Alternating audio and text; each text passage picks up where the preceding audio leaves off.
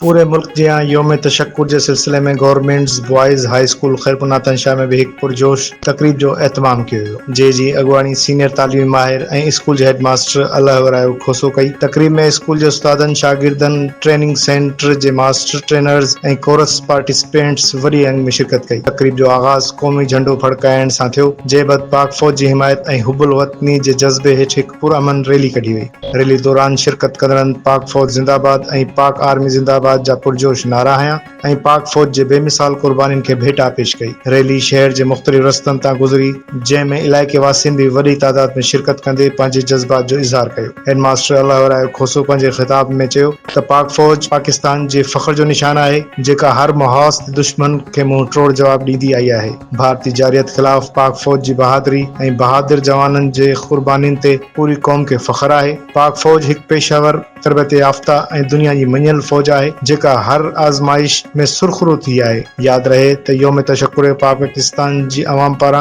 पंहिंजे मुहाफिजन पाक फौज की हुब्बुल वतनी कुर्बानी और बहादुरी के इतराफ़ तौर मल्हाइबो है, जैसा कौमी यकजहती जो पैगाम उजागर थे तो।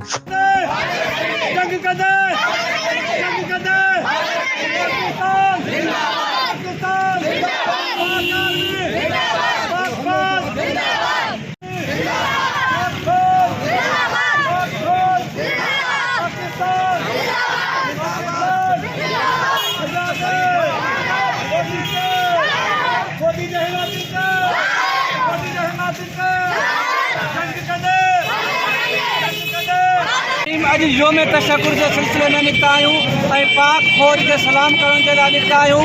असांजी जेका दुनिया की मनियल तरीन फौज है, उन भारत के करे ॾेखारियो ऐं भारत जो जेको गुरूर हुयो वो मिट्टी में मिलाए छॾियो। कुछ घड़ियुनि के अंदर सॼी भारत के जेको आहे उनखे हिकिड़ो दर्दनाक शिकस्त ॾेई ऐं उन्हनि खे तबाह करे छॾियो ऐं असांजी पाकिस्तानी क़ौम जो गाठ ऊंचो करे छॾियो ऐं पूरे दुनिया के इहो मैसेज ॾिनो तो पाकिस्तानी को जेका फौज है वह दुनिया की मनियल बहादुर ऐं हिकु ट्रेंड फौज है, जहाँ दर्जे जेका है सभिनी असांजो गाठ ऊंचो करे छॾियो आहे ऐं सभिनी खे इहो साबित करे ॾेखारियो आहे त को बेड़ो मां जो लाल न आहे जेको पाकिस्तान ॾांहुं मेरी अख खणी ॾिसंदो त पाकिस्तानी फौज उन जूं अखियूं कढी छॾींदी। अॼु उन फौज के सलाम पेश करण के लाइ योम तशक्कुर जो ॾियारो मल्हाइण के लाइ असां सभु गॾु निकिता आहियूं। जीअं खैरपुना तंशा ऐं उनके अवाम के जीअं उहो अवाम भरपूर नमूने सां